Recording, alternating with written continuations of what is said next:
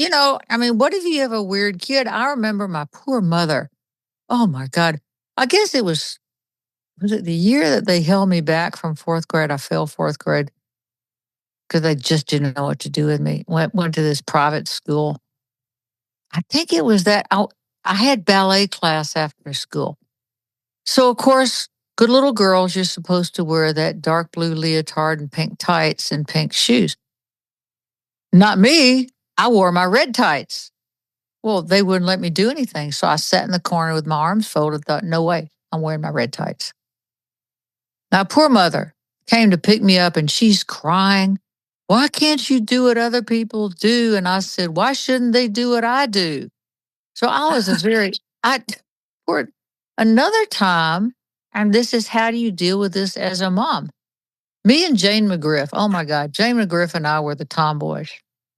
You and I have discussed, and most of my gal friends, we were tomboys. We were climbing trees, we were playing army, we were doing this stuff.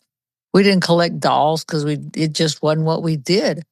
So during play period, this was fourth grade. Jane McGriff and I were playing pile up with the boys.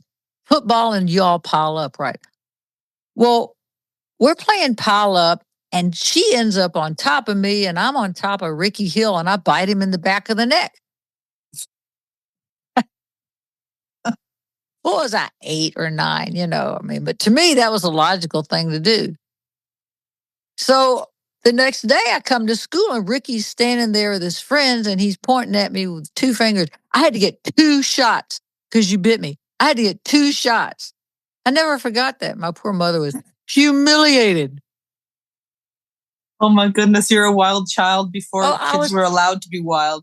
Back then, it wasn't normal for kids to not be in school and doing what they're told. No, and my poor mama, she wanted me to be a kindergarten teacher. Now, people usually don't let me around their children for very long. Because I'm a treat you like an adult and say, you want to do that? Fine, let's see what happens. No, that's not what you do, Zoli. No. So I think my poor mother just wants her job. The reason we butted heads, and I'll say this to moms and kids, we had an animosity in our relationship with each other. We loved each other. We hated each other, loved each other. She was not my friend. She was my mother. My husband's not my friend. He's my husband. So that's just how I am. I like that Saturnian order. I guess I was raised like that. But my poor mom, her job was to control and teach me the parts of me that were going to cause me problems in society. You see that? Mm-hmm. So she fought really hard with me to do that. And it worked, but it was 40 years later. So whatever you're trying to teach your kids, if you know absolutely, I got to do this, you hold on to that and you do it. And that is where those 7 deadly sins come in, telling you you're not doing the right thing. You know it's right, but you're not getting any approval or this or that, or they're fighting you. How hard must that be? If I had had kids, I'd say raise them as best I could and just send them to shrinks 50 years. Just no boundaries. So it's hard. These 7 deadly sins are part of our life every day. They are our teachers. The demonic who rule this physical world are your teachers. They teach you what it's like to be away from God. That you can have fame, riches, money, position. That's fine. But don't let it separate you from what you love, who loves you. Can you be kind? I like watching, when I have to, some of these Hollywood stars, some of the cool, Keanu Reeves, he seems to be just a normal, cool guy. That he's got the fame, the money. He doesn't seem to let this get to his head. And that's joy to me. So it's not having a bunch of stuff that makes you greedy or avaricious. It's what you're doing with it in your life. Yeah, that's absolutely right. It's just like what you were reading from the Reality Pirate's Guide to Your Paranormal Normal. If you have a feeling of lack, it's just it's stopping you from seeing what you have. And lack, it's okay to have lack also, because it shows us what we need to do. Well, I need, like this past week with me, I'm clearly lacking that I have some habits or beliefs that are blocking me moving on. And what is it all about? Detachment.